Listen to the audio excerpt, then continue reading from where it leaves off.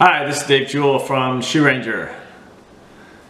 Yesterday, 5 of us went out for a long run on a super rainy, windy trail run. It was such a blast going on a trail run in those kind of conditions because you get to test a lot of stuff,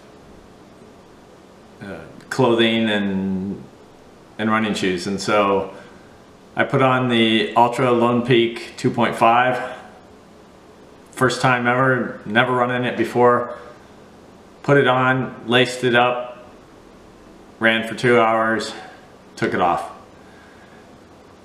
Typically when I test running shoes, I put them on sockless and run for 20 or 30 minutes just to check the internal environment to see how good that internal construction is, and also to make a determination on which type of sock will best fit with that shoe.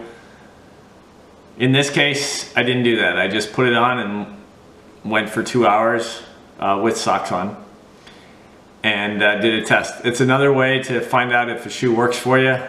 Clearly, if you can run 2 hours first time in a shoe with no foot pain or essentially not feeling the shoe at all when you're running, it's probably going to be a pretty good shoe for the long haul.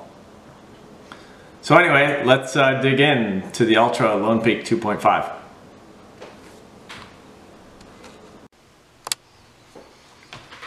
All right, overall fit of the Altra Lone Peak 2.5 is outstanding. In general, Altra heel fit tends to be a little bit wide. In most of the shoes I have to use the runner's lacing system to lock the heel in place. With this one, didn't have to do that at all. Just pulled down tight on the shoe, and heel fit was outstanding. Midfoot, one thing I like about this shoe is the midfoot isn't deep. So I can lock down the midfoot with still having some space here with the laces. You can see it bunched up a little bit here, but not a big deal. Overall, I was able to lock my foot in place through the midfoot all the way back to the heel. And even in really deep, thick mud, when this shoe was weighing close to 3 times its weight, because of mud, probably more than 3 times its weight, no issues with the fit. The shoe stayed on, no issues. I put it on, laced it up, went for a run for 2 hours in pretty nasty conditions, and didn't have to stop once to adjust the fit. So that's a good sign. Overall feel, Altra does their shtick, if you will, is 0 drop. So there's the difference between the heel and the forefoot is flat. There's no, with most running shoes today, there is a slight difference. The heel is slightly thicker than the forefoot. With Altra, it's completely flat.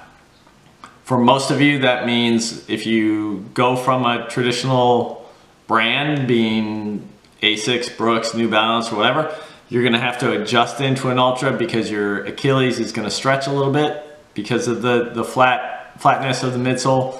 You're gonna have to adjust a little bit. In other words, you're gonna have to take some shorter, easier runs to get your legs used to it. Me personally, I don't have to do that. I can put any shoe on and go run in it. So I was comfortable putting the Altra Lone Peak on and going out for 2 hours and come back with no issues, no tightness in my calves, no tightness in my Achilles at all. Overall though, on the field, the shoe worked great on the trail.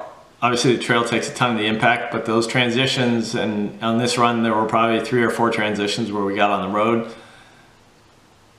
and went from one trail to the next, and there were no issues in that. The shoe cushioned well. I didn't feel the road unnecessarily too much, so it worked really well.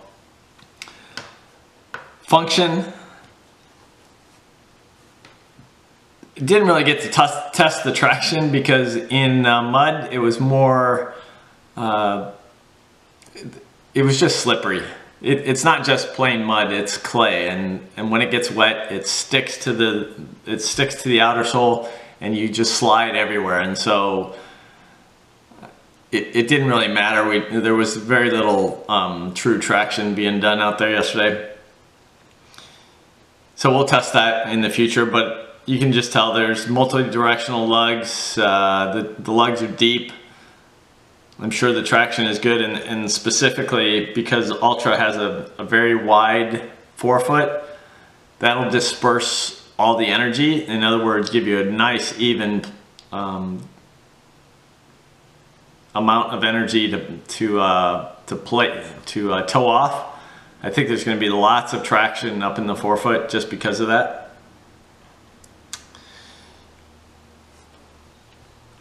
Overall, in many running shoes, if I go out on a 2-hour run on those kinds of conditions, those kinds of trails, that kind of a trail, I'm going to get a hot spot on the ball of my foot.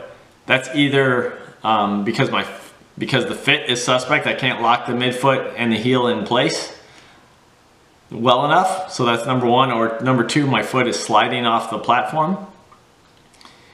And specifically when the shoe is going uphill and it's angled like this the whole time, or going downhill and it's angled like that the whole time, that's what the single tracks were like yesterday. I'm gonna get that hot spot. I ran 2 hours in this shoe in really bad conditions. I mean, socks were wet, shoes were wet, feet were every indication that blisters or hot spots could occur, and I got no hot spots. Zero. In fact, I didn't even feel my feet the entire run. So in pure function, just a great forefoot platform. It's balanced really well, so when the foot is angled one way or the other, there's still balance up in the forefoot.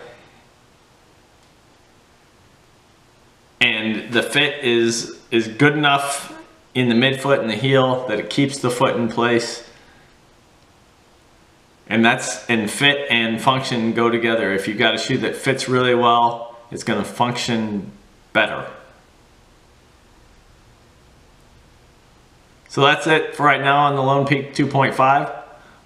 Hopefully we'll get to do some long runs on dry conditions and give you a little bit more insight on traction and everything that is trail running. This is Dave Jewell, Shoe Ranger. Talk to you later.